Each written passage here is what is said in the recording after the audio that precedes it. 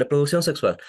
¿Por qué nos reproducimos de forma sexual? Si nosotros observamos la evolución biológica de los seres vivos, desde la primera célula procariota hasta las presentes actuales, todas han tenido que dividirse, un ciclo de vida de nutrición, crecimiento, de producción y muerte, básicamente. A partir de las evoluciones eucarióticas, nosotros podemos determinar que los especímenes biológicamente llamados cordadas del filum de los chordata, ya que se bifurcan o que se dividen de aquellos primitivamente llamados animales invertebrados hacia los vertebrados, con alguna que otra especie que se va a incluir o que tendrá un paso evolutivo similar, identificamos a anfibios, reptiles y mamíferos del género Mammalia. Compartimos entre los tres el tipo de reproducción sexual, que se da mediante gametocitos. Estos gametocitos comúnmente se los conoce como gametos, masculino y femenino, espermatozoide y óvulo, propiamente producidos en unos órganos especializados llamados gónadas. Las gónadas se van a encargar de producir unas células por una división de tipo meiótica.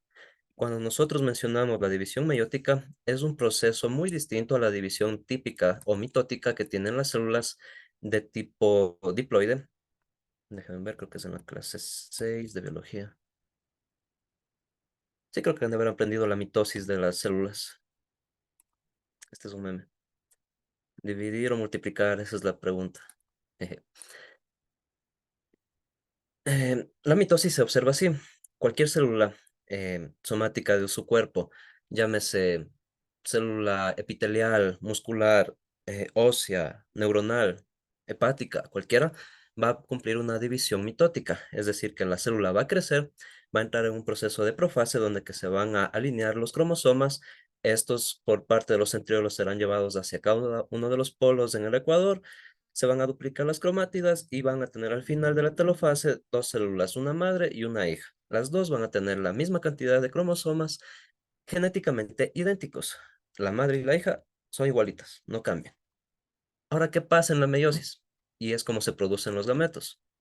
Tenemos las mismas fases de división de la profase, metafase, anafase, pero no termina ahí. Cuando se finaliza la telofase uno, cuando se separan las dos células hijas, va a entrar otro proceso nuevamente de profase, es decir, que se van a separar nuevamente en la metafase los cromosomas y además que en la mitosis ustedes tienen las dos divisiones paralelas. Esta de aquí y este de aquí, estos cromosomas son iguales, están copiaditos igual a la par. Son una copia genética perfectamente relacionada.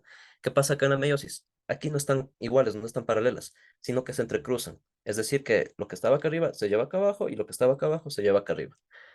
Una vez que hay el entrecruzamiento de los cromosomas, estos se van a separar o se van a formar cada una de estas células separándose nuevamente en la anafase y llevando el cromosoma intercambiado o el cromosoma cruzado. Esto va a dar origen a cuatro células citocinéticas que tienen la característica de contar con solamente 23 pares en el caso del género humano, de los Homo sapiens. Vamos a tener solamente 23 células, perdón, 23 cromosomas reproductibles. ¿Por qué 23? A diferencia de las células somáticas, acá las células haploides van a tener solamente esta cantidad para que se puedan unir entre ellas y formar un nuevo espécimen. ¿Cómo se van a compartir genéticamente? Por otro entrecruzamiento de las células. Esto básicamente y a breves rasgos es cómo se van a reproducir nuestras células. ¿Y a partir de qué edad empieza esto? Desde la pubertad, lo que ya pasaron o están en proceso. Este de aquí no es solamente por un proceso físico de cambios, sino que es netamente un cambio hormonal. Aquí se empieza a liberar por las hormonas gonadotropinas desde la hipófisis hacia la pituitaria las hormonas luteinizantes y folículo estimulantes. Estas van a poder desarrollar completamente las gónadas ya en una edad propia de la pubertad, de la adolescencia. ¿Cómo se observa esos cambios? En la primera instancia, nosotros podemos observar ese cambio cuando estamos en una etapa embrionaria.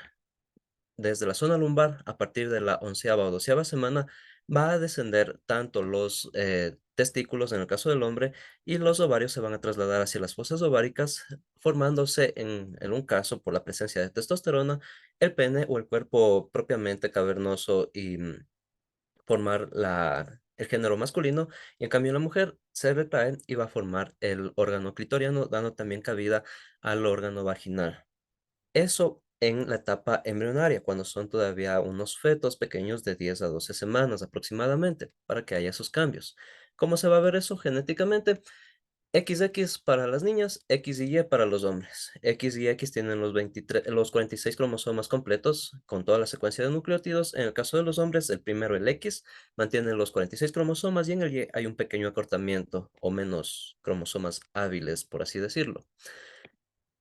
Aquí, cuando ustedes entran en la edad de pubertad, empecemos por los niños, a partir de los 8 o 10 años, se van a encontrar con una serie de cambios a nivel hormonal, a nivel simpático y fisiológico principalmente. Por señalizaciones hormonales va a haber un crecimiento de los órganos sexuales, el pene y los testículos van a descender, va a haber una mayor producción de testosterona, que es una hormona sumamente anabólica en esta edad, a diferencia de la HMB, que son en edades tempranas. Cambios principalmente a nivel físico, como el aumento de estatura, de masa muscular, ensanchamiento de los hombros, del acromión, se expande, una mayor densidad o mayor grosor en la voz, presencia de vello púbico, vello facial, vello axilar, en el pecho, en la espalda también, una mayor producción de glándulas sebáceas, es por eso el acné, y van a tener algún desarrollo principalmente al nivel del sistema nervioso central, que es un poco retardado, a diferencia del cambio que se presenta por los estrógenos en la mujer, en las niñas. Empezando de una edad aproximada desde los 12 a 15 años, empieza la fase de pubertad hasta los 18. En los hombres empieza igual, desde los 12 a 15 años, pero se puede alargar hasta los 20, 21 años. Acá en la mujer, la producción llega hasta los 18, exagerando 19 años, por la presencia de las hormonas estrógeno, que a diferencia de la testosterona que genera rasgos masculinos, aquí se van a generar rasgos femeninos, como cuáles principalmente la acumulación de tejido adiposo en las glándulas mamarias, haciendo que éstas sobresalgan, un crecimiento de los órganos sexuales, principalmente del útero y de la vagina. Característico también la acumulación de tejido adiposo a nivel de glúteos y de piernas. La forma contorneada, hay un crecimiento de la cadera para dar cabida a un feto, básicamente.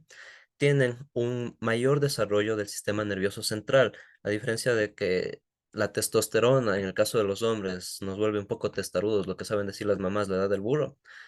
La hormona de la competencia, de la agresividad, la explosividad, reactividad. Acá pasa lo contrario. En las mujeres hay una mayor sensibilidad, hay una mayor maduración, digámoslo, a nivel linfático, a nivel sináptico, y su cerebro tiende a tener una mayor densidad. El cerebro del hombre es un poquito más pequeño y el de la mujer es un poquito más grande. Y básicamente son un poquito más inteligentes. Es común, ahorita ya se ven, por ejemplo, en el cuadro de abanderados y escoltas y todo eso. Por lo menos el 35% son mujeres. Si es que no es más, hasta el 85%. Generalmente ahora ya solamente hay uno o dos hombres abanderados o escoltas. Además de eso, viene acompañado por la menarquía, que es la primera menstruación en el caso de las mujeres, y en el hombre la primera eyarquía o la primera eyaculación, que sería el primer sueño húmedo. ¿Está bien? Sí, les tengo una pregunta sobre las hormonas de la mujer y todo eso de la maduración de lo que es el tejido adiposo, eso del útero, de la vagina y las glándulas mamarias. ¿Por qué algunas mujeres en la temprana edad de 12 y 13 años pueden quedarse embarazadas? Esa es buena. Es un riesgo así, se podría decir. Ecuador, uno de los países con mayor tasa de partos infantiles, adolescentes, de 12 años, 15 años. Ya les explico eso un poquito más adelante, pero eso ya vemos en la reproducción. Ahorita solamente como introducción es esta parte. ¿Y por qué me gusta topar también el tema de la edad en estos casos? Tenemos, o comúnmente se mencionan las edades en una edad cronológica, 15 años, 18 años, 20, 30, cualquier edad que ustedes quieran. Pero tenemos una edad biológica. Esta edad biológica es lo que va a marcar las pautas para la reproducción, para el desarrollo propiamente a nivel cognitivo, a nivel fisiológico de su cuerpo. Si bien a partir de los 12, 15 años ya pueden ustedes concebir una nueva vida, biológicamente no están preparados para ello. Una mujer que tiene apenas centímetros su cavidad vaginal, su cavidad uterina, no va a poder albergar el tamaño completo de un bebé que se desarrolla en gran dimensión. Aparte de eso, las repercusiones psicológicas, muchas de esas vienen dadas por violaciones, por incesto, factores más, factores menos. Pero lo que voy con este tema de la edad biológica, es común ustedes han de haber observado personas que no aparentan su edad. Vamos a los dos extremos. Un hombre que tendrá 50 años, pero se mira de 30 a 35 y su forma biológica tiene el corazón hábil para todavía mantener una condición aeróbica de un joven de 30 a 35, la capacidad pulmonar de unos 40 años, si es que no ha fumado, funciones cognitivas plenamente desarrolladas y adaptadas a su entorno, funciones psicológicas muy bien adaptadas para su edad, que va a ir más o menos 5 años. Es decir, que va a tener las condiciones de una persona más joven. En cambio, al otro lado, vamos al otro extremo. Una persona que empieza a fumar desde los ni siquiera 18, 12, 15 años. Que aparte de eso consume sustancias estupefacientes, drogas, y ustedes lo ven a los 18, 20 años y parece de 30, parece de 35, ya con canas, arrugado y todas las cosas. Les pongo estos dos casos o estos dos ejemplos porque no es solamente cuestiones de una edad cronológica. Si bien una persona puede aparentar em, 30, 25 años, su función biológica va a depender mucho de las influencias positivas o negativas que tenga de su entorno, de su ambiente laboral, claro, ambiente laboral, ambiente familiar, el ambiente educativo en el que se desarrolla, las funciones económicas y financieras de un país. Es por eso que en Latinoamérica, digamos, tenemos esos dos rasgos característicos, personas que o bien se les ve muy mayores o bien se les ve muy jóvenes. Y es por esta gran disyuntiva que tenemos de que en nuestros países hay unos buenos índices de felicidad, por así decirlo, pero también hay altos índices de consumo de alcohol, de drogas, embarazos no deseados, factores más, factores menos que nos mantienen así. En cambio, vayan al otro lado, vean a un europeo, uno de 18 años. No parece de 18 años, parece de unos 25, parece de unos 30. Váyanse a Asia ahora, alarguen un poco más allá. ¿Han visto a esos manes que hacen K-pop? Tienen 25, 27, pero se los ve como niños de 16, de 15, muy jóvenes, para que piensen un poquito de las edades biológicas. Ahora sí, entremos en materia. Sistema reproductor, masculino y femenino. Habíamos segmentado o dividido su estudio propiamente en órganos internos y órganos externos. Empecemos por el masculino porque es más sencillo. De forma visual, en la parte externa vamos a tener el pene y el escroto. En cambio, en los órganos internos, el que se encarga propiamente de la reproducción son los testículos. ¿Por qué en estos? Porque en estos se va a producir las células, los gametos especializados llamados espermatozoides. Estos se conducen por las vías espermáticas que están conformadas en ese orden del epididimo, el conducto deferente y el conducto eyaculador. Además, posee unas glándulas o unos órganos anexos que son propiamente la próstata, las vesículas seminales y las glándulas bulboretales o de Cooper en el caso del hombre. Empezando por los testículos, glándulas mixtas que les mencionaba en la anterior clase, porque básicamente pueden secretar a nivel endógeno y exógeno en ese orden espermatozoides y testosterona. ¿Cómo lo hacen esto? Básicamente por estos túbulos seminíferos que se encuentran en su interior. Cada uno de estos, si es que se lo alarga, puede medir hasta 6 metros. Son unos túbulos que están muy, muy enrollados. Es un tejido especializado que, además de conducir a los espermatozoides, va a tener unas células capaces de receptar hormonas y permitir la maduración de estas células, principalmente las células intersticiales que se encargan de producir la hormona testosterona y las células de Sertoli que van a recibirlas o señalizarse para que puedan producir una hormona llamada inhibina. En las paredes o alrededor de estos túbulos seminíferos se encuentran las espermatogonias, que son células diploides. Estas células de espermatogonias son las que van a dar origen a los espermatozoides y tienen los 46 cromosomas completos. ¿Cómo se observa esto a nivel microbiológico? Cada uno de estos túbulos seminíferos va a tener una pared intersticial donde que se van a ubicar las células de Leydig para que en este conducto o en este trayecto puedan formarse las espermátidas o los espermatozoides primarios, llegando a ser liberados o ligeramente madurados hasta el lumen seminífero, este canal que se encuentra en la parte interna de los túbulos. Y no es solamente uno, son cientos de túbulos que van a estar unos con otros muy pegaditos y cada uno de esos va a tener una función reproductiva. Además de eso, si ustedes observan aquí, en la pared tienen la espermatogonia, que es una célula que conserva los 46 cromosomas. Esta célula se va a encargar de dividirse de forma mitótica, es decir, que va a tener una célula madre y una célula hija igualitas. Esa célula hija o la célula propiamente espermatogonia va a formar un espermatocito primario, va a madurarse para que esta célula pueda dividirse ahora sí por meiosis. ¿Cómo se va a dividir por meiosis? Principalmente formando un espermatocito secundario y las espermátidas. Estas espermátidas, estas cuatro células que son producto de la división meiótica, no son netamente espermatozoides, sino que van a tener que atravesar todo el trayecto por las células de Sertoli, madurando con funciones energéticas y hormonales, principalmente de la testosterona que se encuentra en las células de Leydig, colindando, que se van a estar señalizando para que estos maduren, formando ya propiamente su cabeza, su cuello y su cola o su flagelo, hasta que lleguen al lóbulo seminífero.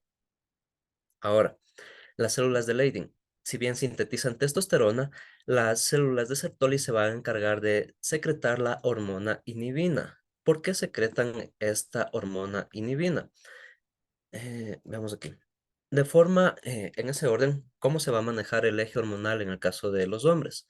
Primero, una señalización en el hipotálamo que parte con las hormonas gonadotropinas, la GnHC.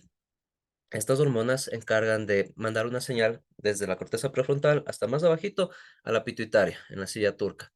Esta adenohipófisis libera dos hormonas, la luteinizante y folículo estimulante.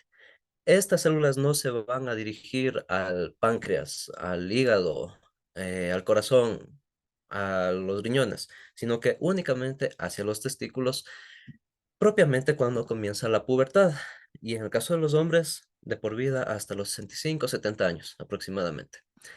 Las funciones que tienen estas hormonas en los testículos van a ser diferenciadas. La luteinizante permite que las células de Leydig produzcan testosterona, que a su vez de madurar a los espermatozoides permite el desarrollo de características sexuales secundarias masculinas, el vello facial, el engrosamiento de la voz, el crecimiento del pene, de los testículos, todo eso. El crecimiento en general. La testosterona tipo T4 es la más anabólica del cuerpo humano, después del HMB. Asimismo, esta testosterona le permite a las células de Sertoli que ya fueron estimuladas por los folículos estimulantes, como dice su nombre, para que produzcan los espermatozoides mediante la espermatogénesis. Ante un pico de testosterona, las células de Sertoli, que ya produjeron una cantidad en 4 meses aproximadamente de 300 millones de espermatozoides, le dicen, ok, ya tenemos suficientes soldaditos, esperemos la batalla. No necesitamos más folículo estimulante ni necesitamos más testosterona. ¿Qué pasa con eso? Empieza a tener la liberación de la hormona inhibina. Y este es un claro ejemplo de los ejes hipófisis, adenohipófisis gonadal, que tiene una respuesta inhibidora o una respuesta negativa, porque esta hormona, como dice su nombre, va a inhibir en la adenohipófisis la síntesis de la luteinizante y la folículo estimulante, y me sirve de introducción al sistema endocrino. Ese es uno de los mecanismos que tienen los sistemas endocrinos de enviar una respuesta negativa que va a bloquear o que va a impedir la producción de ciertas hormonas. Ahora, ¿cómo se observa un espermatozoide? Mencionábamos que la espermatogénesis va a tener origen con un espermatocito primario. Este de aquí, de la espermatogonia que conserva sus 46 cromosomas, empieza a dividirse de forma meiótica. Aquí ya va a tener 23 y estos que se entrecruzan entre ellos van a poder separarse nuevamente formando cuatro células que se van a diferenciar propiamente, que cada una de ellas va a conservar uno de estos pares de cromosomas, haciendo de estas células tipo haploides, que tienen un solo cromosoma o una sola hebra. Microbiológicamente siempre se los ha caracterizado porque son semejantes a unos renacuajos. pero si bien estos tienen un flagelo, no es que se mueven así rectito como los renacuajos, sino que más bien tienen un movimiento de nutación, es como la hélice de un barco, van así rodando nada más. Después de esto de aquí tienen un cuello en el cual se va a encontrar con las mitocondrias, muchas mitocondrias, ya les voy a explicar por qué también, y se va a encontrar con el centriolo que le va a dar la forma o que va a mantener su hegemonía conectando, como en nuestro caso, cabeza y cuerpo. Aquí conecta la cabeza con el cuello y el flagelo. Y en la cabeza, ¿qué es lo que se encuentra?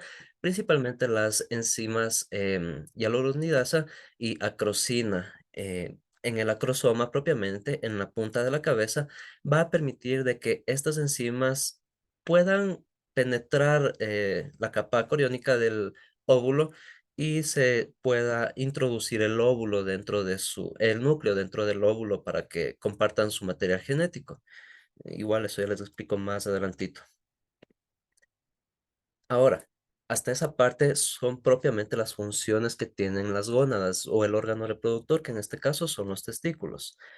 Mencionábamos que tienen unos conductos o unas vías espermáticas que se van a encargar de llevar a los espermatozoides.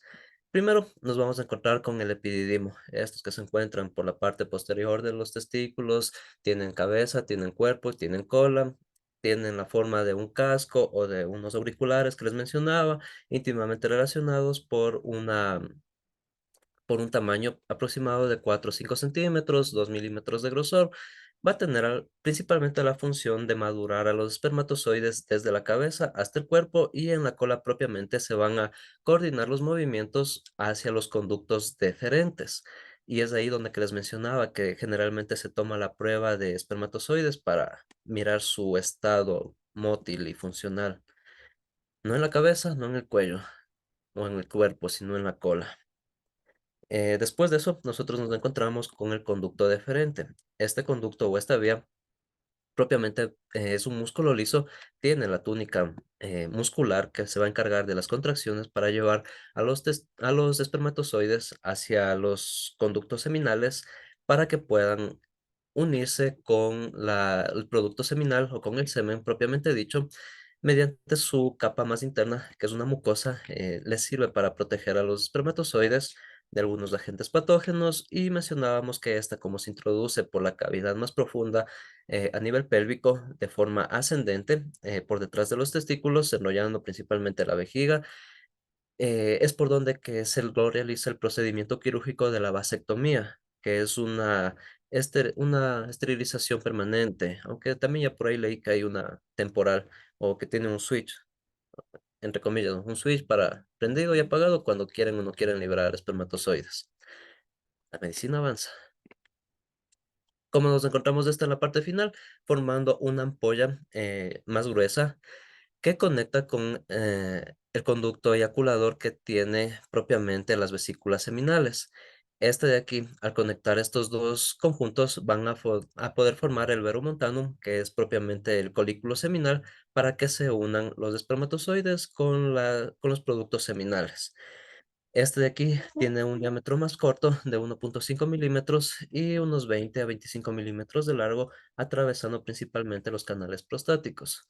Como se observa de forma anatómica, aquí tienen los testículos, en la parte posterior el epididimo, tienen el conducto deferente que sube, sube, sube, atraviesa la parte pélvica profunda por detrás de la vejiga y se ubica junto a las vesículas seminales. Ahora, órganos anexos o glándulas anexas. Nos vamos a encontrar con tres, las vesículas seminales, la próstata y las glándulas vulvoretales. En ese orden, anatómicamente hablando, nos encontramos con las vesículas en la parte dorsal inferior de la vejiga, junto con los conductos deferentes. Estos son los receptáculos membranosos, extensibles, contráctiles, que van a encargarse de producir el 70% del líquido seminal. En esta parte, el semen, propiamente dicho, va a tener tres componentes principalmente para el mantenimiento, supervivencia y desarrollo de los espermatozoides. Primerito, la fructosa, una fuente energética que lo aprovechan notablemente estos espermatozoides hasta por 24 o 36 horas, más o menos. Después de eso, proteínas más, proteínas menos, de una serie de aminoácidos como la glicina, van a tener ahí metionina, valina, isoleucina, Son unas proteínas interesantes em, a nivel de aminoácidos. Tienen además característico de esto prostaglandina y fibrinógeno. Estas son muy importantes. La prostaglandina se va a encargar de neutralizar en cierta forma el moco cervical, ya que reaccionan de forma positiva para que este permita el paso del pene propiamente en los procesos de lubricación y cuando se liberan los espermatozoides, el movimiento de estas no se ve interrumpido por ese moco, es decir, de lo que es un moco espeso, denso, lo ablanda, lo hace suavito para que los espermatozoides puedan recorrer el camino fácilmente y el fibrinógeno, que se encarga también conjuntamente con esta otra de realizar estímulos a nivel muscular en las cavidades uterovaginales, propiamente en el cérvix, para que se den movimientos peristáticos en las cavidades internas, llevando los productos seminales o el semen hacia las trompas de falopio. Es una función muy importante porque así por sí solos los espermatozoides no van a llegar ni por la fuerza de impulso que se le quiera denotar. Además de eso, nos encontramos con un órgano por debajo de este que es propiamente la próstata, colindando con el recto y la vejiga, que ojo, este es el que llega a topar con el recto, no las vesículas seminales, y el examen propiamente, el examen rectal se lo realiza por esa vía, para poder palpar la cavidad dorsal y la cavidad superior de este órgano, en el caso de que haya alguna inflamación. Este, al tener un tejido muscular en su túnica intermedia, tiene además la capacidad de producir el 25% del líquido seminal. ¿Cómo se va a ver este líquido seminal a diferencia de las vesículas? Aquí se encuentra ácido cítrico, fibrinógeno, también de forma anexa, fosfatasa ácida y fibrinolicina. En ese orden, ácido cítrico. ¿Por qué está presente aquí el ácido cítrico? Porque nosotros a lo que eliminamos los espermatozoides de un medio ligeramente alcalino, necesitamos compensarlo o neutralizarlo en las cavidades vaginales y también les permite eliminar algunos radicales libres y combatir algunos agentes patógenos que puedan estar presentes, alguna bacteria, algún virus no deseado. Esas funciones son similares a lo que se realiza a nivel del sistema inmunológico. Entonces tienen, digamos, una protección extra ahí los espermatozoides. La fosfatasa ácida, por otra parte, al tener una gran cantidad de mitocondrias, el cuello de los espermatozoides van a requerir mucha energía y no les va a alcanzar solamente con la fructosa, sino que esta fosfatasa ácida propiamente va a desprender uno de los hidrogeniones y le permite tener un fosfato adicional, un fosfato libre para que las mitocondrias la puedan utilizar y que pueda realizarse todos los movimientos a partir de las 36 horas hasta los 48, 72 que dura el proceso de fecundación, más o menos. Y la fibrinolicina, que en teoría se supone que es la que permite atravesar la corona radiada del óvulo. Y digo en teoría porque todavía no se explica. El proceso es muy complejo y ya les voy a explicar también un poquito del por qué. Ahora, ¿cómo se ve el recorrido de los espermatozoides? Les puse con colorcitos y puntitos. Primero, las zonas que están en azul son las vías espermáticas y las vías de conducción. Partiendo de los testículos, empiezan a desarrollarse ahí, atraviesan el lumen de los túbulos seminales, llegan al epididimo, suben por el conducto deferente, vienen por acá atrás, se conectan con el producto seminal secretado por las vesículas seminales, aquí en este puntito. Estos dos forman el verumontanum, atraviesa propiamente la próstata hasta llegar a la cavidad uretroprostática. Aquí se acuerdan que había un conducto chiquito debajo de la vejiga y entre la próstata. Viene por aquí, atraviesa y acá abajo se van a encontrar con las glándulas de Cowper o las bulboretales. ¿Qué hacen estas glándulas chiquitas que parecían canicas redonditas? Estas de aquí se van a encargar de producir el líquido preseminal, un 5% del líquido seminal en total, que es un poco más alcalino. ¿Y por qué es alcalino? Porque después de esto, en el conducto de la uretra, ustedes tienen ácido úrico. El ácido les va a matar a los espermatozoides. Y lo que sucede con esto es que neutraliza, desinfecta y le permite también tener un factor lubricante en el proceso coital. Entonces, con ese 5%, que es lo primerito que sale, se libera propiamente por la uretra los espermatozoides a través del glande. Ahora, eso en cuanto a los órganos internos. Ahora, los órganos externos, que son sencillos, tenemos dos, pene y escroto. El pene va a tener propiamente una raíz, un cuerpo y un glande que terminan en el prepucio, un tejido epitelial contráctil que por factores religiosos, quirúrgicos, creencias también, se lo, se lo remueve en algunos casos en ese frenillo, si es que se presenta también. Tienen la raíz que se introduce en la cavidad baja abdominal púbica. Tienen el cuerpo que es propiamente la forma que tiene el cuerpo esponjoso de llegar a tener una longitud de unos 12 a 18 centímetros, en estado de flacidez de 6 a 8 centímetros igual, y tiene dos cuerpos, el cuerpo cavernoso y el cuerpo esponjoso. El cuerpo cavernoso que se encuentra por la parte superior a los lados va a estar propiamente formado por la cobertura albuginea y las trabéculas conjuntivas. Esto va a estar netamente lleno de capilares y vasos sanguíneos, propiamente sangre venosa, que le permite a este tener por medio de las trabéculas una erección o formar un cuerpo semirrígido, semisólido.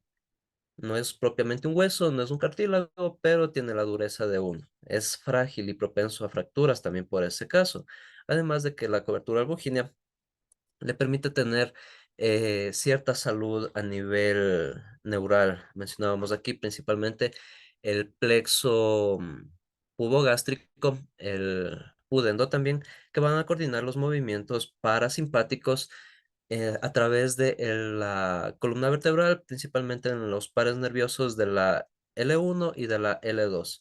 Y en la de L5, que es una forma simpática de respuesta, va a dirigirse al cuerpo esponjoso conjuntamente con los nervios causales para permitir el proceso de la eyaculación. En este cuerpo esponjoso, a diferencia de los otros dos, es por donde va a atravesar la uretra en todo el cuerpo hasta llegar a la parte más distal, que es el glande, donde se presenta el orificio uretral. Em, Diferencias entre el uno y el otro, principalmente esta de aquí, que el uno presenta aquí la uretra y es solamente un cuerpo, el cuerpo esponjoso. Además de eso, en la parte inferior del pene nos vamos a encontrar con el escroto o las bolsas, que son cubiertas concéntricas voluminosas con algunas capas epiteliales que forman aquí en la parte intermedia del rafe. Tienen dos músculos que también se van a diferenciar las dos secciones para los testículos por el septum escrotal. Son músculos dartos y el cremaster que se encargan de responder de forma simpática y parasimpática a los estímulos de temperatura. Cuando hace calor, estos van a descender o se van a relajar y cuando hace frío los contrae. Básicamente después de la pubertad. Cuando son niños, están contraídos. Cuando ya son muy adultos, están muy flácidos, están muy distendidos estos músculos. Propiamente esto se va a encargar de albergar a los testículos y, ojo, al ser las zonas más expuestas, tienen que tener cuidado con los temas de radiación, de temperatura, golpes, fracturas, lesiones que se pueda tener aquí, además de una correcta higiene. El baño diario y el cambio de los interiores también viene acompañado por eso, para evitar bacterias, básicamente, y alguno que otro virus. Ahora, sistema reproductor femenino.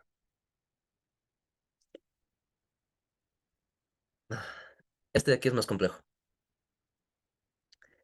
Encontramos órganos internos y órganos externos. En cuanto a los órganos externos, además de la vulva que está conformada por el monte de Venus, labios mayores, menores, el clítoris y el himen, en más o menos orden, indicábamos también como parte del sistema reproductor femenino las glándulas mamarias.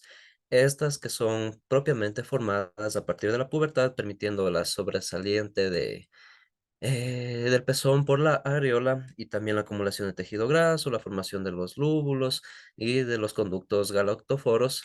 Se va a encontrar a partir de la tercera a sexta costilla sobre el plexo pectoral, sobre esa musculatura.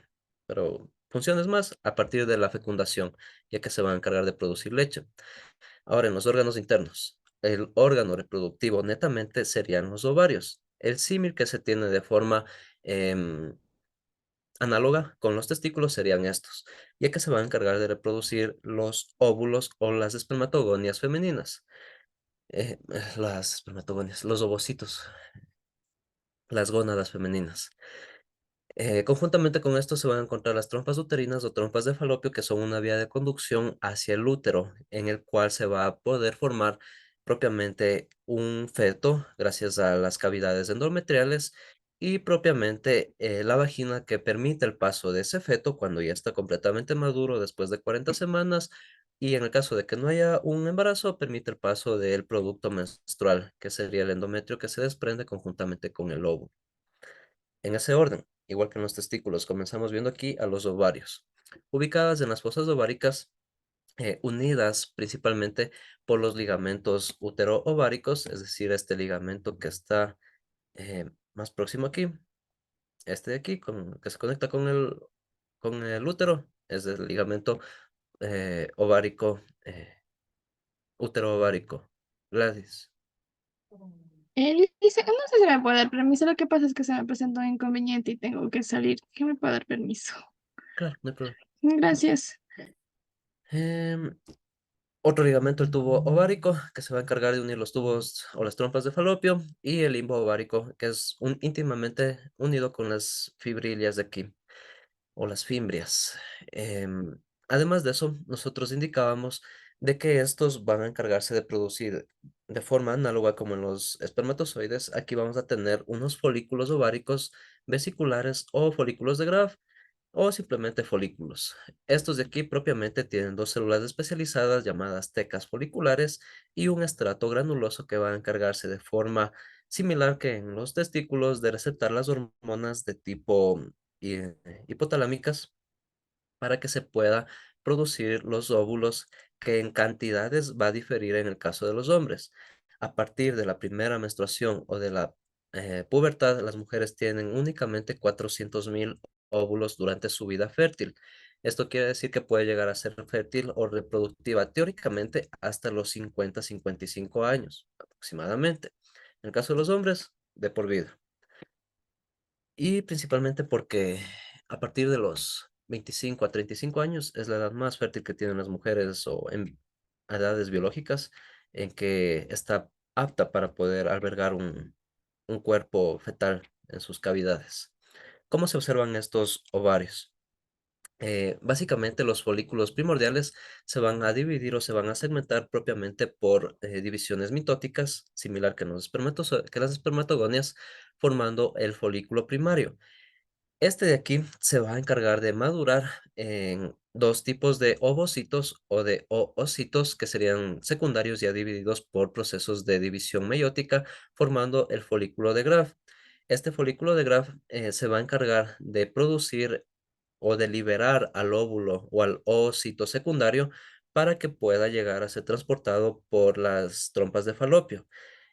Aquí hay de dos, principalmente cuando se libera esto, hay una serie de reacciones a nivel em, hormonal, donde que este óvulo va a encargarse de tener la capacidad de respuesta de forma de inhibina para que se bloquee o se dé una respuesta negativa a las hormonas luteinizantes y folículo estimulantes, pero acá el cuerpo lúteo de este folículo en la fase lútea del proceso menstrual se va a encargar de producir las hormonas progesterona para indicar la posible fecundación de este óvulo y que el útero esté preparado.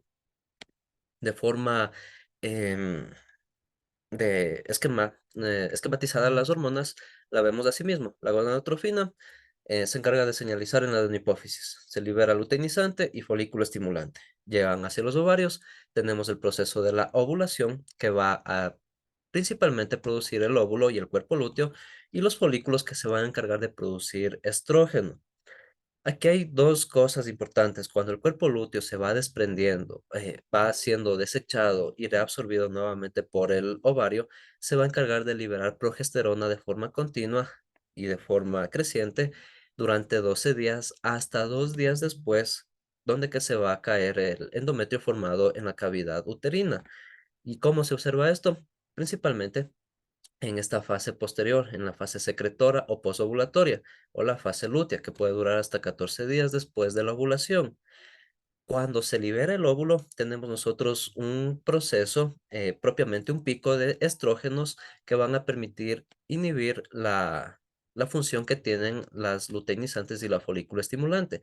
¿Por qué se inhibe eso? Porque no queremos de que en el otro ovario o en ese mismo se empiece a producir otro óvulo hasta que el cuerpo esté netamente preparado para recibir otro endometrio o que se desprenda el que ya se formó. El proceso o el ciclo menstrual se mira de forma más gráfica de esta forma. Empieza de los 0 a 14 días en la fase folicular, donde que el folículo de Graf va a encargarse de madurar y de producir a un ovocito secundario. Este de aquí, básicamente por la respuesta que tiene de las hormonas luteinizante y folículo estimulante. Cuando estas dos se presentan, principalmente la luteinizante, cuando llega a un pico máximo de expresión, permite la liberación del óvulo. Es por eso que algunos tratamientos inhiben esta hormona en procesos anticonceptivos. Pero cuando llega hasta acá, hasta este pico, ¿qué es lo que sucede por parte de los ovarios? Se encargan de producir estrógeno en mayor cantidad. ¿Por qué prepara estrógeno? Principalmente porque necesita el cuerpo prepararse para la reproducción. Mayor sensibilidad a la oxitocina, a la serotonina, menos cortisol, menos adrenalina, tienen mayor cantidad de energía en esta fase a nivel metabólico y también va a aumentar la progesterona a partir de la ovulación. ¿Qué pasa cuando aumenta la progesterona? Les brilla el cabello distinto, la piel más tersa, más brillantes, mejor estado de ánimo, más receptoras de neurotransmisores como la dopamina, es decir, van a estar más felices. Y aquí en la fase que es propiamente lútea, a partir del día 14 de la ovulación, es donde que son más propensas a tener la fecundación del óvulo, porque el cuerpo está preparándose para eso, hasta llegar a una fase netamente de declive de la progesterona, donde que el cuerpo lúteo ya no va a producir esa cantidad tan alta de progesterona, sino que va a ir disminuyéndose hasta que se degenere totalmente. Cuando se degenera, pierde la capacidad de estimular al útero para que se produzca o para que albergue al embrión en tales casos, y esto va a permitir que si es que no se ha fecundado, se desprenda el endometrio de la cavidad uterina, produciendo así la menstruación en el caso de las mujeres, y nuevamente disminuye la progesterona. Y otra vez se vuelve a repetir el proceso, se señaliza la luteinizante, crece nuevamente el estrógeno, otra vez empieza a bajar, y así cada 28 o 27 días aproximadamente, de forma regular casi siempre. Van a haber algunas alteraciones, pero ya son particulares ahí. ¿Cómo se observa esto a nivel de divisiones? Tenemos el ovocito primario, que este no es propiamente el folículo, sino el proceso de maduración viene a partir de la mitosis, cuando estas de aquí empiezan a segmentarse o a dividirse para entrecruzar sus cromosomas.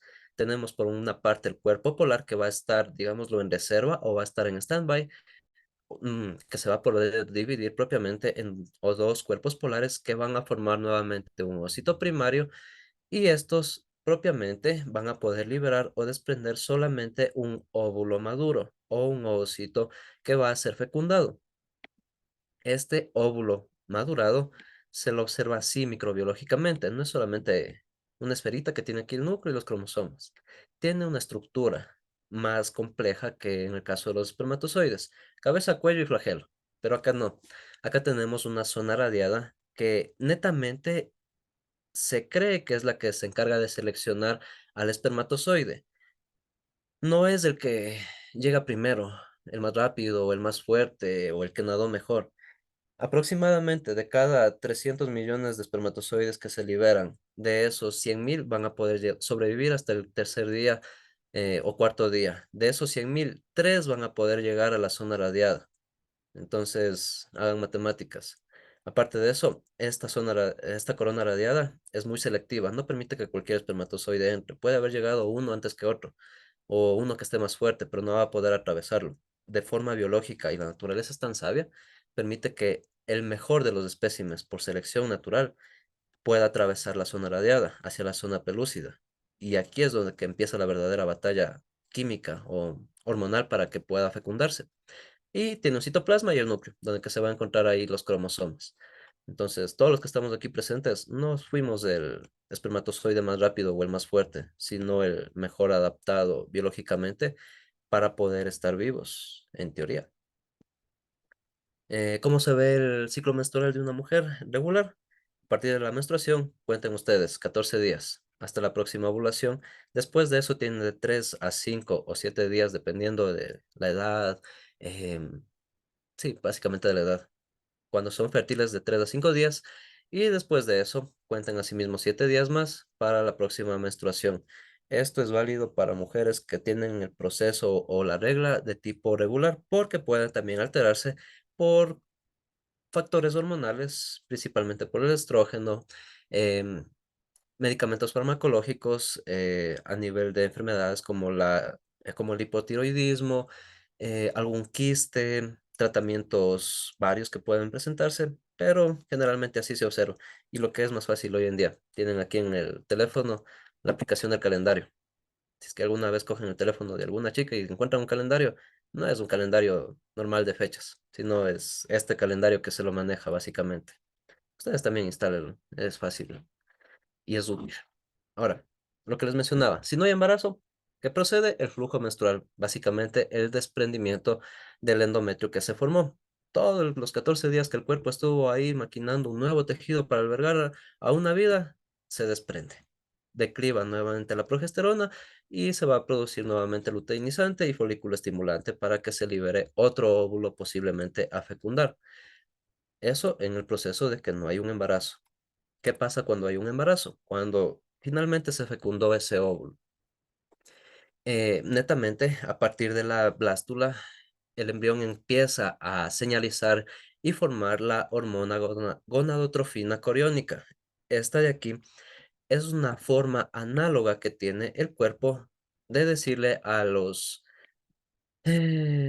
hipófisis de que ya no necesita formar nuevamente luteinizante ni folículo estimulante. No quiere desprender ese cuerpo lúteo, no quiere menstruar, no quiere arrojarlo.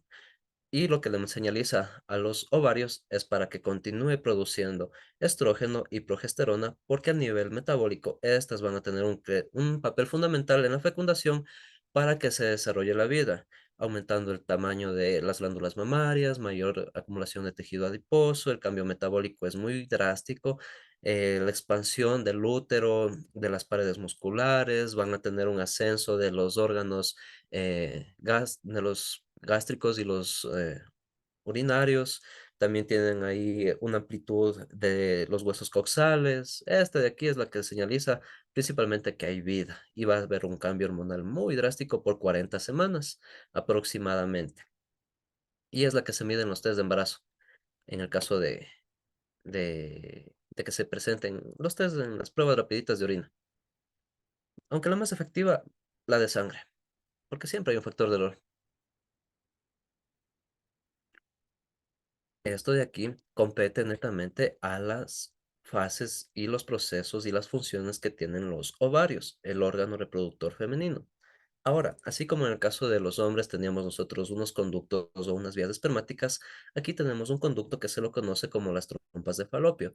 Estos que se encuentran por sobre el útero, colindando principalmente en tres zonas con la cavidad ovárica, formando el infundíbulo, la ampolla o el cuerpo que es la parte media y el istmo, íntimamente relacionado con el útero, van a tener distintos diámetros. En la parte más proximal es más angosta, de unos 4 milímetros, y en la parte más externa puede ser de 6 a 8 milímetros, para que por medio de sus túnicas internas, la túnica mucosa, se dé el paso del óvulo. Es como una perla preciosa que lo va pasando y no es netamente va cambiando en esta túnica interna en la parte final del istmo y hasta el cuerpo medio de la ampolla va a tener una mayor cantidad o densidad del moco, pero en la parte más próxima al infundíbulo van a tener unas dendritas, unas vellosidades que responden al estímulo para que se movilice el óvulo como tal por contracciones.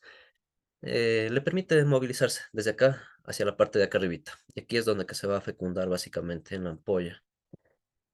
¿Qué pasa cuando el óvulo llega? ¿Hacia dónde se dirige? Principalmente hacia el útero.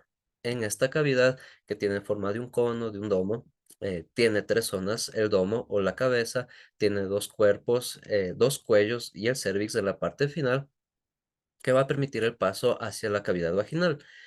Asimismo, este tiene tres túnicas, principalmente a nivel muscular, es muy fuerte esta túnica muscular y la túnica mucosa, que es propiamente la túnica endometrial. ¿Cómo se observa esa endometrial? Principalmente por una pared física, perdón, por una pared permanente y una pared removible. Ya les voy a explicar un poquito por qué. Los diámetros o las longitudes de esta pueden variar si es que una mujer es nuliparia o multiparia, si es que no ha tenido un embarazo o si es que ha tenido un embarazo, principalmente en esos dos factores.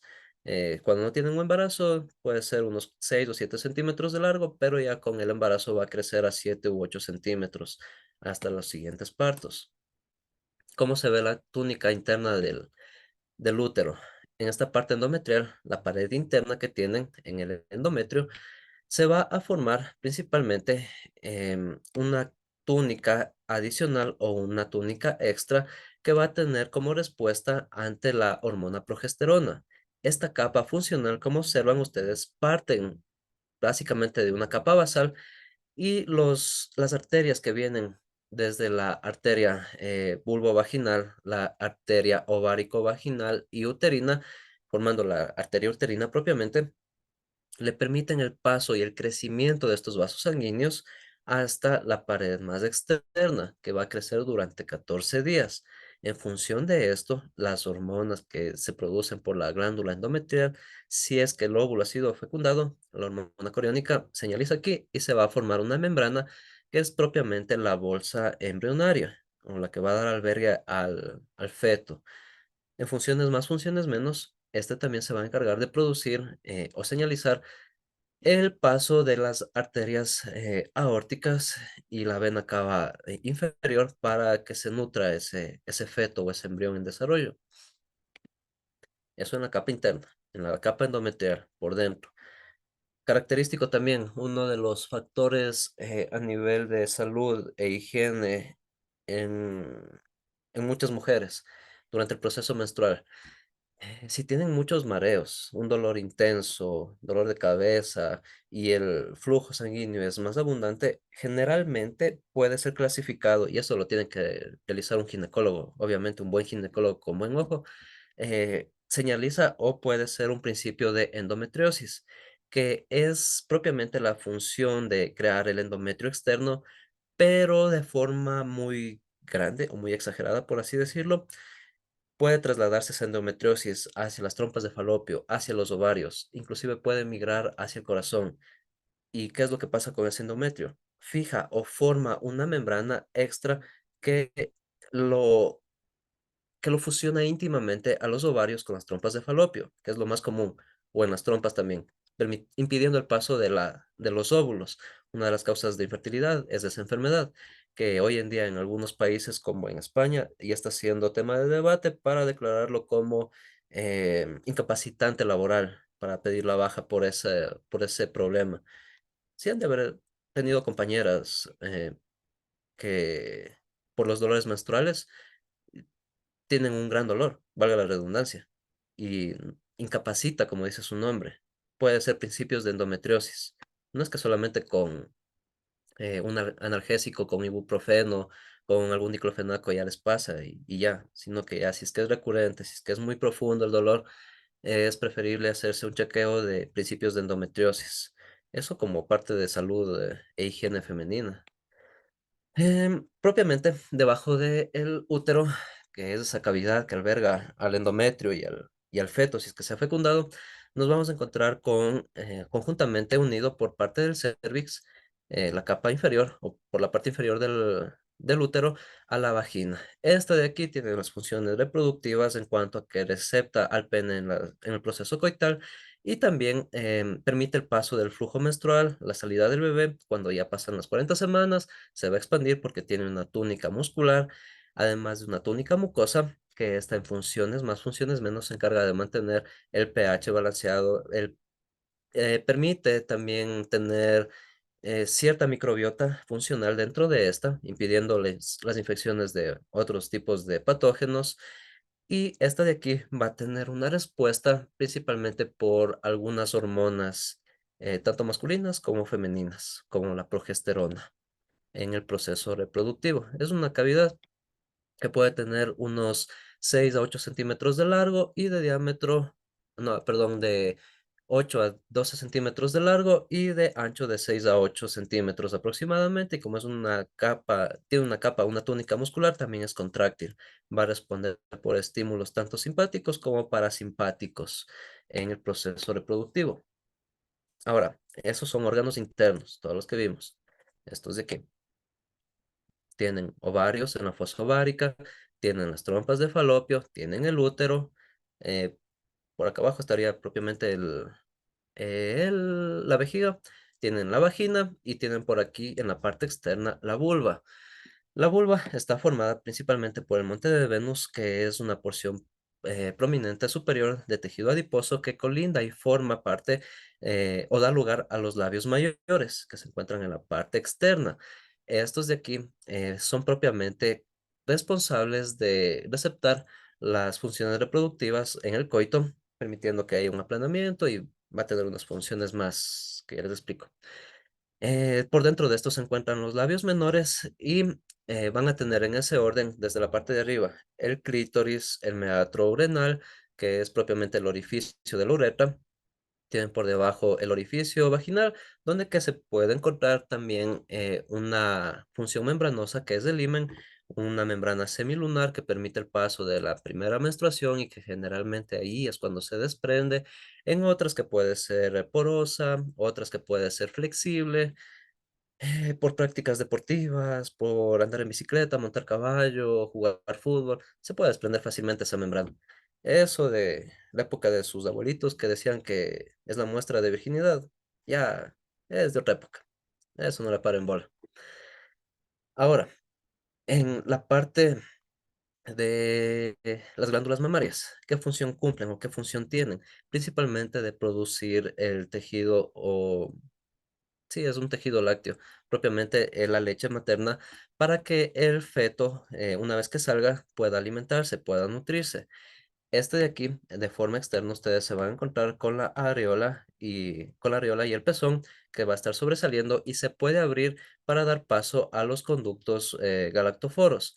Estos conductos se encargan de transportar por parte de los lóbulos y lobulillos el producto lácteo, que si ustedes observan está lleno a su alrededor de tejido graso y va a tener funciones principalmente de síntesis a nivel proteico de algunos compuestos como la caseína micelar, el caseinato de calcio. La leche tiene bastante calcio, por eso las mujeres en embarazo descalcifican bastante. Riesgos de osteoporosis en ese caso. Además de eso, ustedes si observan, encuentran aquí unos ganglios linfáticos que van a estar colindando con estos, permitiéndole el paso además de ciertos linfocitos como forma de preparación al nuevo feto para su sistema inmunológico. Es importante la lactancia materna, principalmente hasta los 2 años de edad. 2 años, 24 meses, creo que sí. 24 o 18 meses, pero siempre se les recomienda que den el pecho a las madres. La sangre y la leche materna son dos sustancias que no se producen en laboratorio. No encuentran ustedes en el Sana Sana leche materna o una pinta de sangre así de gratis, ya de algún laboratorio, sino que son líquidos que no se pueden producir clínicamente, sino que van a estar únicamente propiciados por las glándulas mamarias, en este caso. Ah, y lo que se encuentra en la fascia del pectoral. La fascia pectoral tiene una función mótil y también le permite tener cierta rigidez y estabilidad a las glándulas mamarias. No tengan miedo de realizar actividades de empuje como eh, flexiones de pecho, realizar un press banco plano, unos fondos. Les va a ayudar a mantenerlos rígidos. Hasta esta parte, las funciones y las partes anatómicas de los sistemas reproductivos. Como dice su nombre, la reproducción. ¿Por dónde empieza la reproducción? Por el acto sexual masculino. Y en esto vamos a empezar, dejando de parte las edades biológicas, a indicar cómo se produce o cómo es que van a interaccionar con ese factor de edad las hormonas y cómo es netamente el acto sexual, porque es diferente el caso del hombre que el de la mujer. En el caso del hombre es sencillo, es muy fácil en nosotros. En el caso de la mujer tenemos más pasos. Primerito, por los estímulos que nosotros presentamos. Tenemos dos, de forma simpática, que sería el estímulo psíquico, principalmente de forma visual, los receptores olfativos, las zonas erógenas, todo esto va a producir un estímulo simpático, algo que nosotros podemos coordinar desde aquí.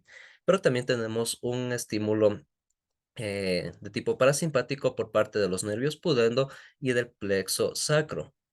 Generalmente, por la masturbación, ustedes se darán cuenta que no es un estímulo sexual netamente, pero hay un estímulo físico y ese estímulo viene de forma parasimpática. Eh, un roce, una fricción, una presión en esa zona puede estimular a la erección, que propiamente los estímulos parasimpáticos y simpáticos van a colindar en la integración de la médula espinal a nivel de la L1, de la L2 y de la L5 en función de la erección. Este de aquí, en los cuerpos cavernosos, va a permitir un mayor flujo de sangre, empiezan con mayores palpitaciones, es decir, van a tener mayor irrigación sanguínea hacia esa parte, una mayor acumulación de óxido nítrico, tienen unas funciones a nivel hormonal que propiamente van a facilitar la comunicación por los neurotransmisores que son la oxitocina, la dopamina y la serotonina, aumentando la testosterona, disminuyendo en cierto grado la adrenalina y el cortisol. No quieren estar estresados mientras tienen una erección, sino que va a pasar todo lo contrario, van a estar relajados.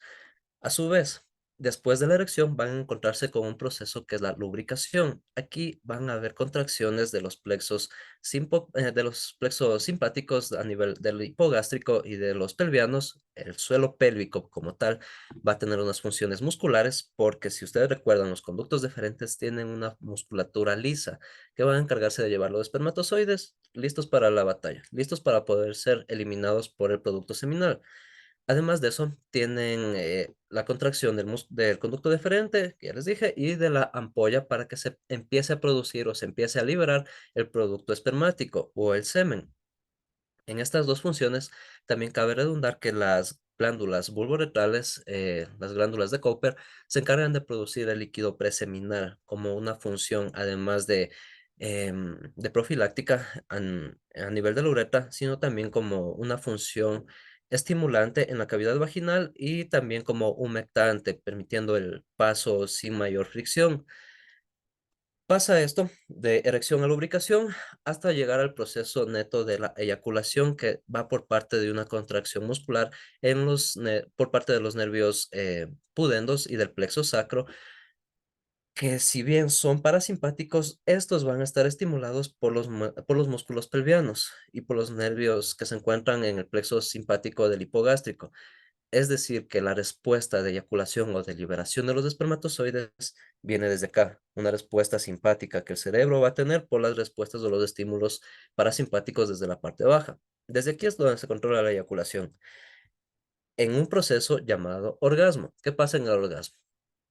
Se corta el paso de testosterona. Hasta ahí llegó. Ya no hay más producción de eso, sino que empieza a liberarse más serotonina, empieza a liberarse noradrenalina, una relajación muscular que es comúnmente más de placentera, que puede tener este orgasmo una duración de 0,8 hasta 1,15 segundos y propiamente que conduce hacia la resolución. En la resolución todo vuelve a la normalidad. La testosterona, empieza a regularse el ritmo cardíaco, la renina, también tiene una función ahí. En cuanto a la retención de líquidos, este de aquí se inhibe y y es por eso normal que después de eyacular vayan al baño. Funciones más, funciones menos, el proceso llega hasta esta parte. Eyacula el hombre y ahí termina. ¿Cómo se ve esto a nivel hormonal? La testosterona, que es la que siempre menciono y es importante a nivel masculino. Esta de aquí se va a poder fijar mediante una enzima y una proteína, la albúmina plasmática, que le permite llegar propiamente hacia el tejido muscular, tejido óseo, funcionando principalmente como un anabólico, como una hormona de crecimiento. Y la globulina fijadora, en cambio, que tiene una función de transporte a nivel hepático, se va a encargar de llevar la testosterona que no pudo ser fijada como 5-alfa reductasa hacia el hígado para que pueda ser reciclada. Recuerden que en el hígado se recicla fármacos, hormonas, enzimas, un montón de cosas, toxinas también. Ahora, ¿qué pasa en el hígado? Hay de dos caminos. Primerito, la androsterona, que se encarga de ser formadora de la testosterona tipo T3 para que señalice nuevamente en los testículos como T4 y la dihidrotestosterona. La primera, la androsterona, va a tener una función en cuanto a la cantidad de carbohidratos que se presenten o que puedan estar acumulados a nivel hepático. a nivel de glucógeno. ¿Por qué tiene esta función? Porque la testosterona no es solamente para los músculos o los huesos, sino que va a estar encargada de que otros tejidos se puedan desarrollar, llámese el hígado mismo, que se recupere, también el páncreas, el cerebro, todos los tejidos van a tener una función que va a poder recibir esta androsterona. En cambio, la dihidrotestosterona, por la presencia de los sulfatos y los sulfatos ácidos, y también de vitamina D, calcio, magnesio y zinc, básicamente va a tener dos caminos, dos giros. Se sintetiza hacia la izquierda con un giro levo como estrógeno y como dextro hacia la derecha, formando nuevamente la hormona testosterona, la tipo T4. ¿Por qué va a formar esta dihidrotestosterona? ¿Por qué coge dos caminos? Porque el hombre no solamente produce testosterona, sino también estrógeno, que le permite tener una conexión a nivel de neurotransmisores, especialmente con la oxitocina y la serotonina, las hormonas del amor y la felicidad en ese orden. Si es que solamente tuviésemos testosterona, pasaríamos angustiados, enojados, irritados todo el tiempo, básicamente. Pero no pasa eso. Tenemos nuestros desbalances hormonales, pero es por otras cosas. Principalmente, el desbalance hormonal de la testosterona va a disminuir a partir de la primera cría, del primer hijo que se presente, y es biológico. Ustedes ven un gorila, un león que tiene su primera cría, ya no está de cacería, ya no está en modo ataque y defensa, sino que va a cuidar y va a permitir el desarrollo de la progenie enseñándole cómo sobrevivir. Y eso hace biológicamente también el hombre. Además de eso, a partir de los 33 años, por menores fijaciones de vitamina D, también disminuye en un 30% la producción de testosterona. ¿Cómo se va a ver afectado esto? No solamente por la edad o por hijos que tengan, sino también por cómo traten a su sistema reproductor. El sistema límbico del cerebro ya desarrollado netamente a nivel biológico, no a nivel cronológico, les va a permitir tener un climaterio masculino, es decir, un clímax que va aproximadamente desde los 25 a los 35 años, donde que van a estar plenamente desarrollados a nivel biológico, con una menor propensión a algunos tóxicos, lo que siempre les menciono, lo de los plásticos. Eviten comer en terrinas blancas y en terrinas negras. Eviten el plástico en PET número 5, el número 3, el número 1.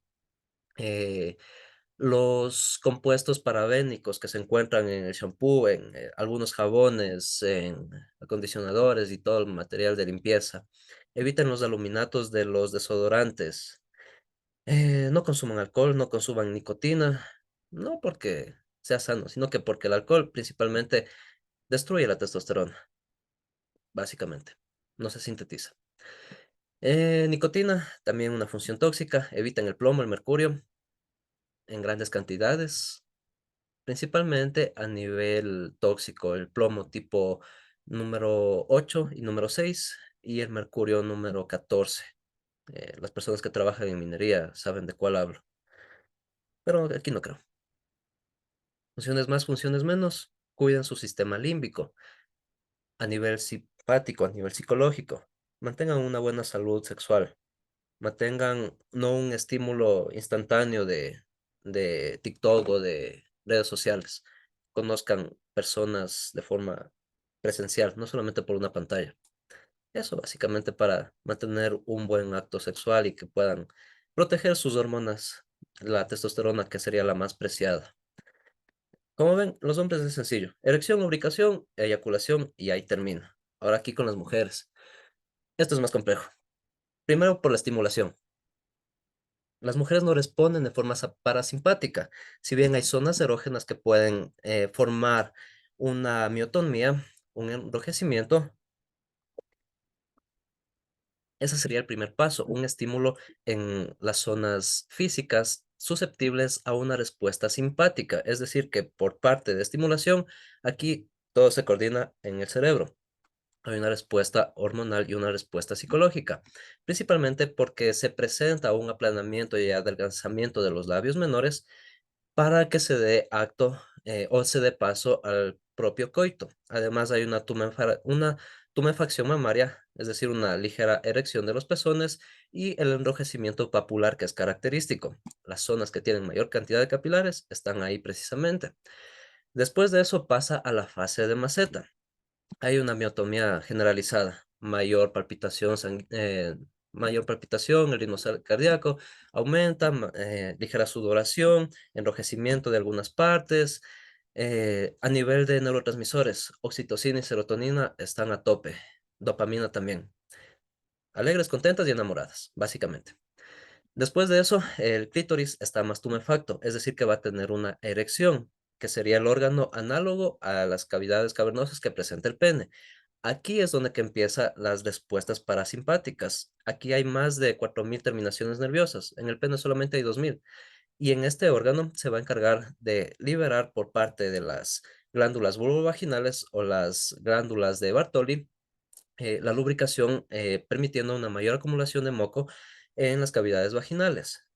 Es común que también se presente la elevación del útero. La cavidad del cérvix tiende a ascender ligeramente en función de la cavidad vaginal para que se presente o que pueda receptar propiamente la longitud del pene y el grosor también. Depende mucho de esto en la fase de la lubricación en cuanto a las respuestas hormonales, principalmente de la progesterona y del estrógeno. La progesterona va a estar también en mayor cantidad, es por eso que hay mayor deseo sexual en esa fase posovulatoria o netamente en la ovulación. Y esto de aquí, todo va a conducir hacia el orgasmo femenino y la resolución. ¿Cómo se observa el orgasmo femenino? Primero por movimientos miotónicos involuntarios, contracciones a nivel de la vagina, contracciones a nivel del útero.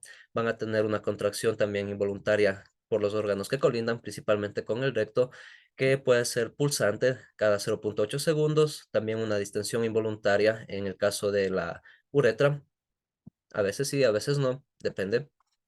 Hay una pequeña micción en algunos casos. Hay una retracción y disminución clitoriana del 50% y la contracción uterina pausada, que va a repetirse como pulsaciones cada 3 segundos. Pero lo importante y lo que caracteriza aquí es la disminución clitoriana, que solamente llega hasta el 50%. Llega ese proceso, tiene el orgasmo y regresa a la fase de meseta. Y otra vez lubricación y orgasmo. Otra vez meseta, lubricación, orgasmo. Meseta, lubricación, orgasmo.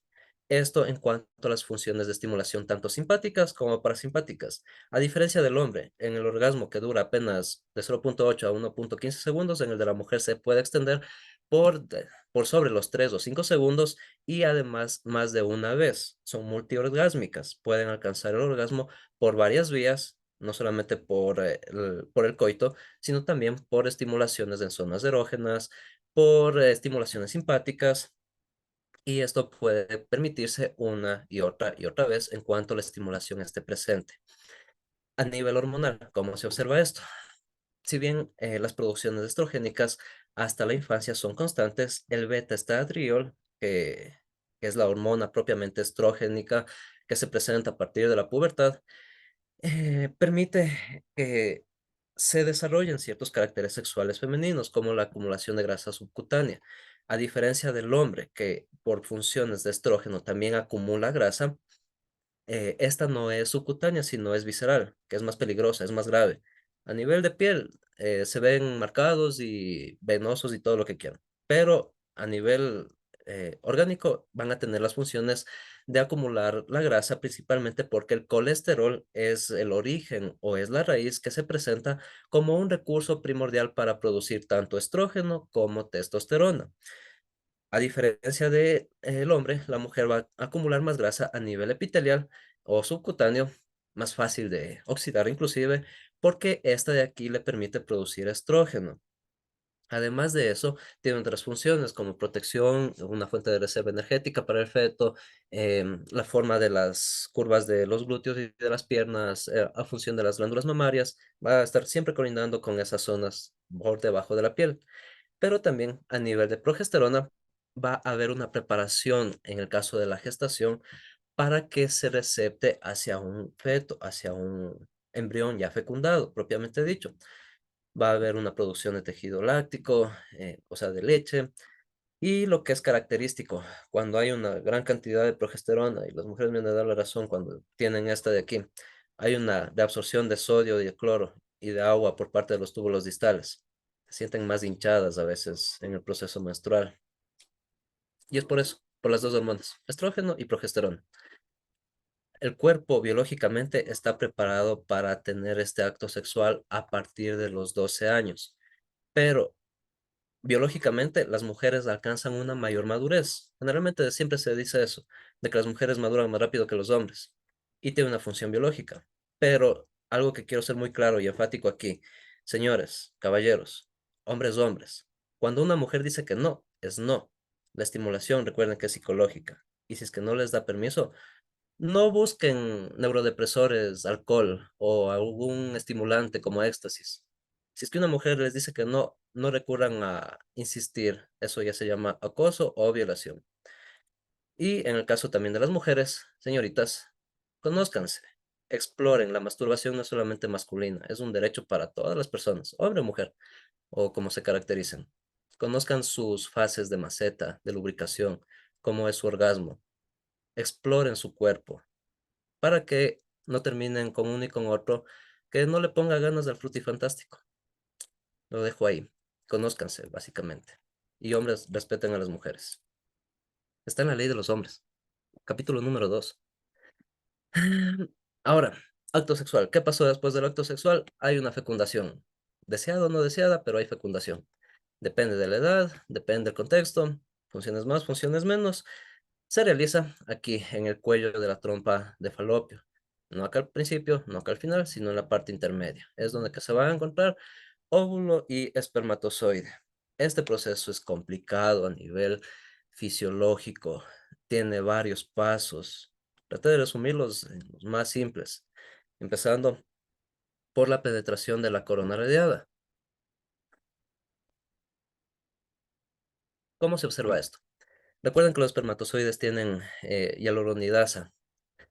Esta de aquí le permite, entre todos ellos, los que pudieron llegar, llámense 20, 500, 1000 soldaditos, llegaron y entre todos empiezan a secretar esta enzima para que solamente uno pueda abrir un túnel de entrada. Y eso, de forma teórica, lo hace la zona coronaria del óvulo.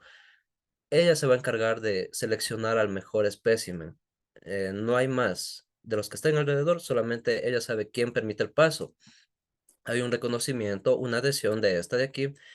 Importante es la reacción acrosómica. Esta de aquí va a permitir de que avancen los espermidos a través de la zona pelúcida, es decir, que va a permitir de que llegue a atravesar la segunda barrera, permitiendo el desprendimiento de la corona radiada. Después de eso, va a haber la interacción de la acrosina y de la hialuronidasa, permitiendo de que los espermátidos se fusionen con el óvulo y solamente uno pueda atravesar la membrana celular, que se va a fusionar con el ovocito. Aquí se van a desprender principalmente el cuello y el flagelo del espermatozoide, permitiendo de que al final haya un bloqueo de poliespermia, un bloqueo rápido, es decir, que se va a despolarizar la membrana del ovocito.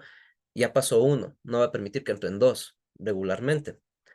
Y un bloqueo lento, que es la exocitosis de los glándulos corticales, principalmente que hacen que la zona pelúcida sea menos adherente, es decir, que todos los espermatozoides que estaban alrededor se vayan desprendiendo, vayan cayendo en batalla básicamente. Ya el óvulo permitió el paso de uno y los demás tienen que desecharse. Hasta esa parte va la célula a reproducirse mediante la meiosis. ¿Por qué se reproduce o por qué se activa el óvulo netamente por una división meiótica? Recuerden, la meiosis se hace de forma cruzada, están así de forma paralela.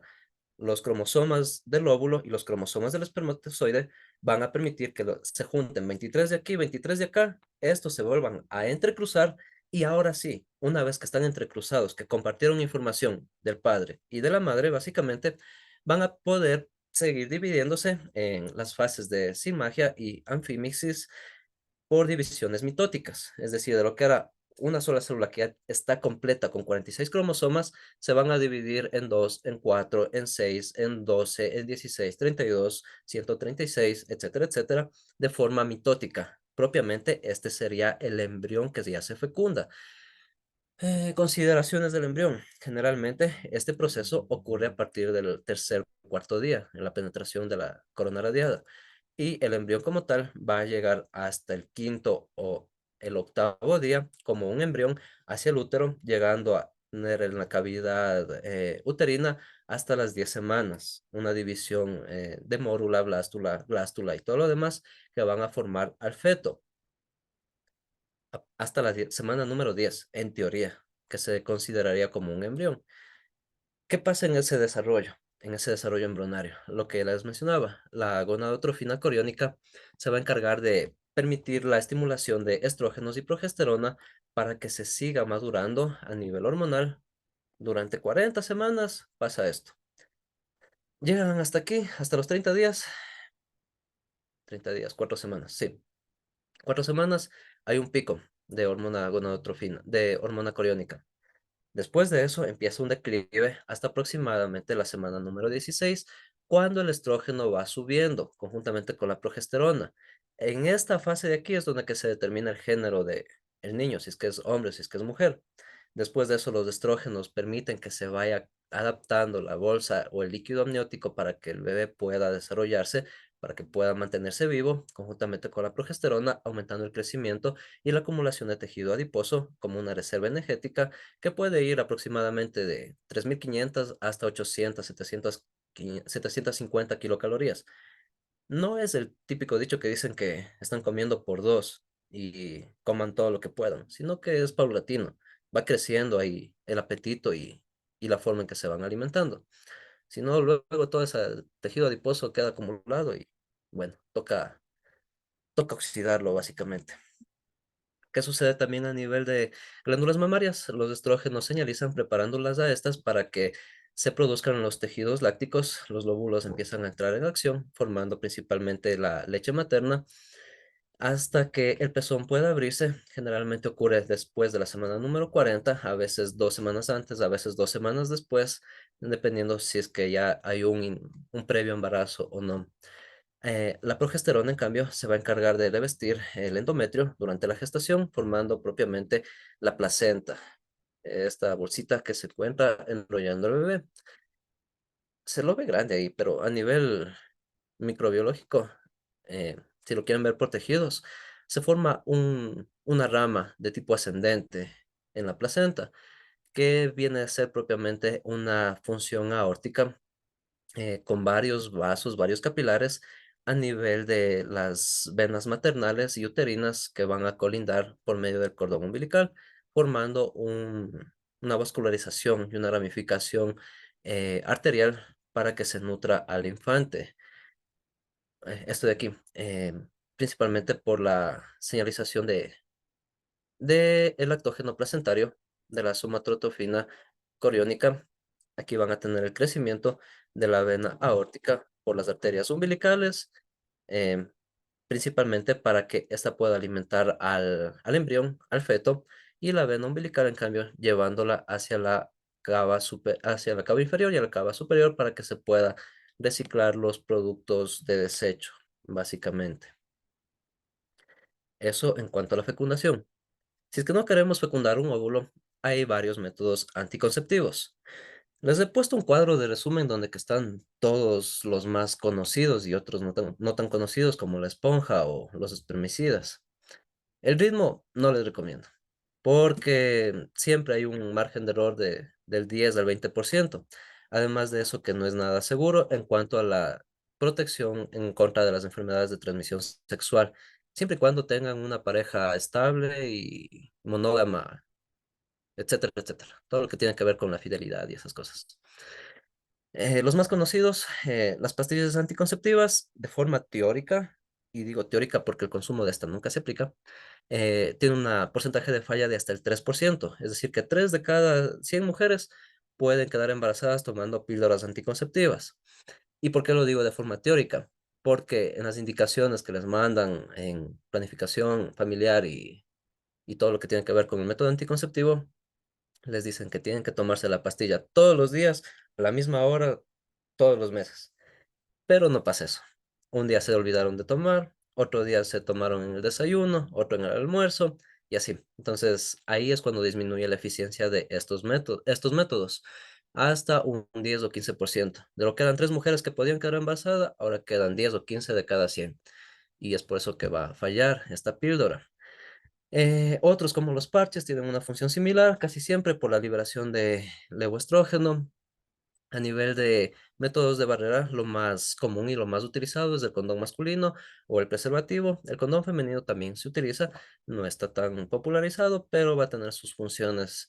Además de que estos, como son métodos de barrera, permiten de que se protejan de las enfermedades de transmisión sexual. Los fluidos van a poder ser contenidos dentro de estos métodos, como dicen, como una barrera para que no se compartan. Y recuerden que ahí no solamente están espermatozoides o moco vaginal, sino que pueden estar también algunos agentes patógenos. Hay otros como la esterilización quirúrgica, que ya serían permanentes en el caso de las mujeres, el ligamento de las trompas de falopio, en el caso de los hombres, la vasectomía. Otros que son menos conocidos, como el anillo hormonal, el dispositivo intrauterino, que casi ya no se utiliza, la T de cobre. El cobre mata a los espermatozoides, pero también produce cáncer de útero. Pros y contras. Y la famosa inyección anticonceptiva, estudiada principalmente para las mujeres, pero ya hay para hombres. Y está buena la posología de esa, de lo que medio leí. Va a haber algunos defectos, pero tiene buenos reportes a nivel de papers que están disponibles. Ahora, diferenciar principalmente de infecciones de transmisión sexual y de enfermedades de transmisión sexual. Las infecciones, como dice su nombre, son por parte de un agente patógeno que va a infectar el cuerpo, sea hombre o sea mujer. Las más comunes, la gonorrea, sífilis, chancroides, linfogranulomas, el herpes genital, que básicamente son propiciados por algunas bacterias y algunos virus. En esta de aquí no se incluye el VPH porque ya netamente en ese caso ya el propio proceso de vacunación que se tiene hoy en día, seguramente ustedes ya están vacunados desde los 9 años, se lo hace a hombres y mujeres para evitar la propagación de ese virus, del virus de papiloma humano. El hombre lo transmite, la mujer lo recibe y enferma, como en el caso de la gonorrea, que se transmite por la uretra hacia el cuello uterino o hacia el recto, la sífilis, que produce básicamente infecciones a nivel de los tejidos vasculares, estas llagas que se encuentran son comunes. El chancro, que son úlceras genitales, bucales también en algunos casos, y la supuración de ganglios linfáticos. Si es que ven una parte que esté ya con pus a nivel de ganglios o a nivel de los órganos sexuales, no entren ahí, es chancro. Los linfogranulomas, que ya son más evidentes o son más obvios en los tejidos linfoides, tienen también acá la herpes genital, que es prácticamente una placa ulcerosa y de vesículas, que esta imagen está suavita. Pueden encontrarlo en el labio, pueden encontrarlo en el cuello, en la espalda, en la zona genital. Si es que ven igual estas úlceras chiquitas, estas ampollas, salgan de ahí. Tratamientos para estas, de aquí para acá, que están hacia la izquierda, sí hay. Para todas estas, generalmente antibacterianos muy fuertes y en algunos casos tratamientos físicos. Por ahí les van quemando un poquito esas úlceras. Ahora, enfermedades de transmisión sexual, muy importante. La más conocida y la que todavía no se puede combatir eficazmente, el SIDA. El síndrome de inmunodeficiencia adquirida es una enfermedad que se transmite por parte del virus de inmunodeficiencia humana, el VIH. Este es un retrovirus. No es que camina para atrás, sino que va a tener una función enzimática por la retroenzima. Ustedes en su material genético tienen ADN, pero este virus tiene ARN en su material genético, además de que en la cápside va a señalizarse propiamente en las células inmunitarias, en las células llamadas linfocitos de su sistema. No llega a los alvéolos, no llega al tejido muscular, sino que propiamente hacia la zona inmunitaria.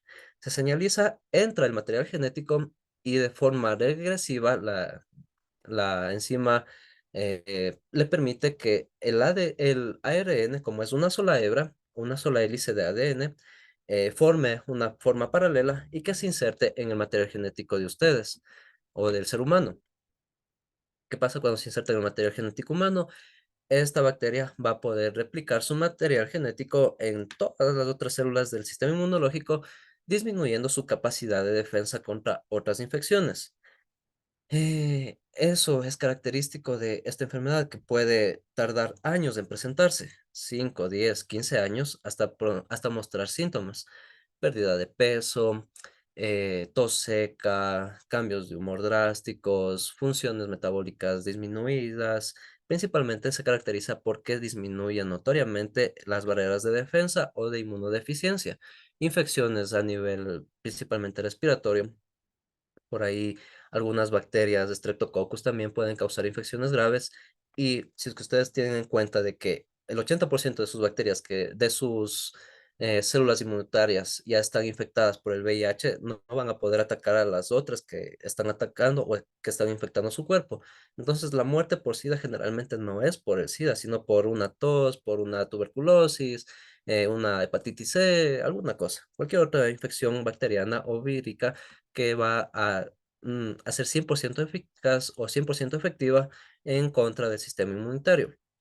Característico de esto es algunos síntomas como las placas de Muguet, unas ampollas que se presentan en las cavidades orales, en las orofaringeas también. Son unas ampollas muy, muy notorias y son lacerantes. Y un tipo de cáncer que se lo conoce como el sarcoma de Kaposi. Década de los 80, la principal muestra de que una persona tenía SIDA era este cáncer, que son unos moretones que se presentan en la piel, y básicamente con eso era el pretexto para discriminar a muchas de estas personas en cuanto al sistema de tratamiento, en la década de los 80 principalmente. ¿Cómo se transmite el SIDA o el VIH? Por el intercambio de fluidos.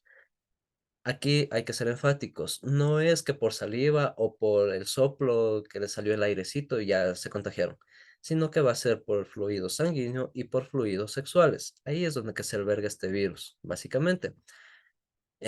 Funciones que tienen los métodos de barrera, los métodos anticonceptivos, principalmente el condón, es evitar la propagación de este virus, del VIH, que todavía no hay cura. Hay tratamientos con retrovacunas, hay tratamientos farmacológicos, quimioterapéuticos también, pero no hay cura todavía. En función de esto, ¿cómo se puede evitar esto? Principalmente no teniendo estrés con parejas, digámosle, espontáneas, evitar compartir jeringas que puedan proceder de una persona infectada, lo que pasaba en la década de los 80, de los 70, por consumo de drogas como la heroína. Se pasaban entre ellos la jeringa, transmitido el VIH. Hoy en día ya no es muy común, pero ustedes que están en el sector sanitario, ¿son de enfermería? Sí, sí, son de enfermería. Eh, Procuren tener cuidado con el material cortopunzante. Es una de las causas de baja más grande que presentan en este sector, en el sector de salud. Un pinchazo y se pueden perjudicar la vida. Otras formas de transmisión por órganos transferibles en cuanto a la donación de estos, y también por transferencias de sangre cuando no se las realiza de una forma ética y correctamente evaluadas. Ha habido casos, inclusive en el Ecuador, uno muy característico que pasó en el 2008, 2012. Yo estaba en el colegio, 2008 o 2012. Uy, ya estoy viejo, hace más de 10 años. Pero salió en las noticias y era por parte de la Cruz Roja. Hubo un pequeño error de análisis y se infectaron 15 personas. Jorgito, que era el símbolo de ese movimiento, también ya falleció ya, pero fue un movimiento fuerte en cuanto a la difusión del uso de los preservativos, del uso de condón y de realizar los exámenes sanguíneos para el transporte, para el trasplante de sangre y de órganos. Entonces sirvió, digamos, para que se concientice mucho de esto. Por planificación y por sistema sanitario o sistema de salud, tienen a disposición ustedes todos estos. métodos de barrera como el condón y métodos hormonales como las píldoras anticonceptivas o los parches. Ahí sí sería la decisión de ustedes que tomen la mejor opción. Cuando compren preservativos, no lo guarden en la billetera, en el bolsillo trasero o junto al celular. Se calienta, pierde su efectividad. No lo tengan en la partecita de adelante del carro, porque también por el sol se calienta, se daña. No utilicen preservativos caducados. Mujeres anden a llevar también preservativos en sus carteras, no que esté cerca de tijeras o de agujas. Eso básicamente. Y ya, sí me alcanzó el tiempo. Preguntas acerca del sistema reproductor, todo lo que vimos.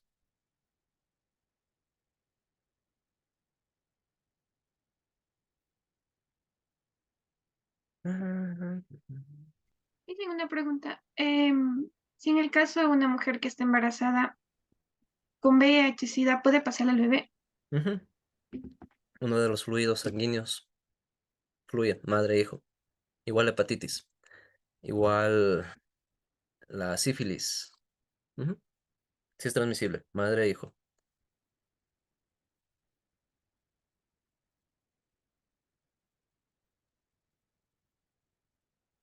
Ya, bueno. Igual la presentación creo que ya está subida. No se olviden de estudiar. Próxima clase, ¿cuándo tengo con ustedes? ¿De lunes? Sí, profe, Me deben un debate ustedes. ¿Y profe, quieren ver con sistema endocrino? o sea que el vocabulario ya no hacemos, Ujú. ya no. No, ya no van a hacer vocabulario. Si antes con el examen, que era fácil, les incluía preguntas de vocabulario. Imagínense en el tipo de examen que les voy a hacer ahora. No, mentira. No, Licen, por favor.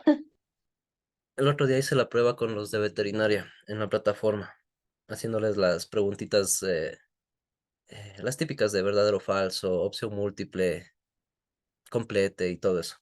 Y ni así. Hay muchas fallas en la plataforma por temas de signos de puntuación, las tildes, ortografía y todo eso. Hay que perfeccionar un poquito eso. Y si no, la vieja confiable, examen oral. Vive o muere. Es más fácil. Ahí tengo que registrar la siguiente clase. Eso también. Siempre se me va de la mano.